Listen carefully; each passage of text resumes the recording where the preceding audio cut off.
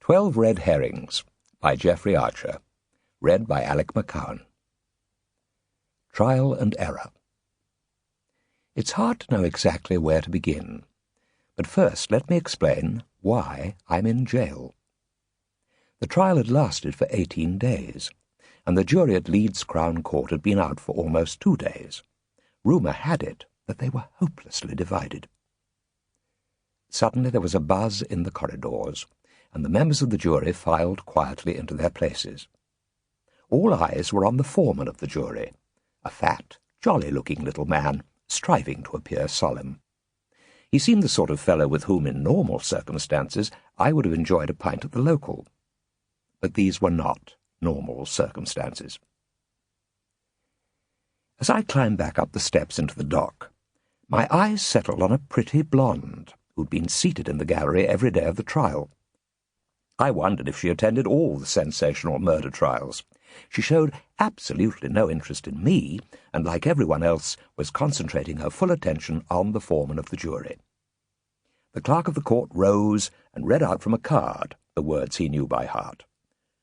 "Will the foreman of the jury please stand?" The jolly little fat man rose slowly from his place. "Please answer my question, yes or no. Members of the jury, have you reached a verdict on which at least 10 of you are agreed?" "Yes, we have." "Members of the jury, do you find the prisoner at the bar guilty or not guilty as charged?" There was total silence in the courtroom.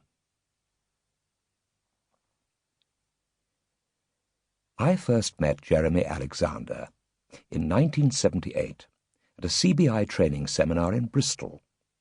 At that time, Cooper's, the company of which I was chairman, ran 127 vehicles of varying weights and sizes, and was fast becoming one of the largest private road haulage companies in Britain. My father had founded the firm in 1931, starting out with 3 vehicles, 2 of them pulled by horses, and an overdraft limit of £10 at his local Martin's Bank.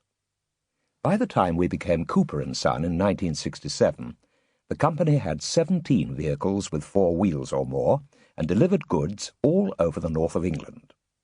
But the old man still refused to exceed his £10 overdraft limit. He distrusted anyone born south of the Humber, let alone those who lived on the other side of the Channel. "If God put a strip of water between us, he must have had good reason for doing so," were his final words on the subject. When he retired in 1977, reluctantly, at the age of 70, I took over as chairman and began to set in motion some ideas I'd been working on for the past decade, though I knew my father didn't approve of them. Europe was only the beginning of my plans for the company's expansion. Within 5 years, I wanted to go public.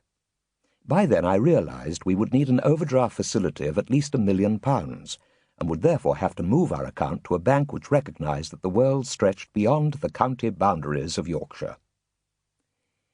It was around this time that I heard about the CBI seminar in Bristol and applied for a place.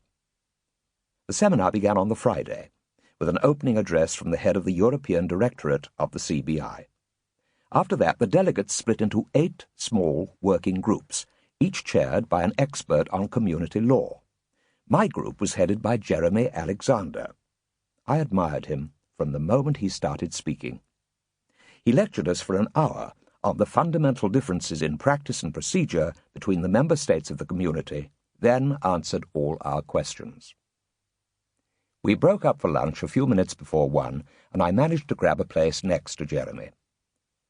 Listening to him talk, I kept thinking that although we were about the same age, we couldn't have come from more different backgrounds. Jeremy's father, a banker by profession, had escaped from Eastern Europe only days before the outbreak of the Second World War. He settled in England, anglicised his name, and sent his son to Westminster. From there, Jeremy had gone on to King's College, London, where he read law, graduating with first-class honours. My own father was a self-made man from the Yorkshire Dales, who'd insisted I leave school the moment I passed my O-levels. "I'll teach you more about the real world in a month than you'd learn from any of those university types in a lifetime," he used to say. I accepted this philosophy without question, and joined Cooper's as an apprentice a few weeks after my 16th birthday. Sample complete. Ready to continue?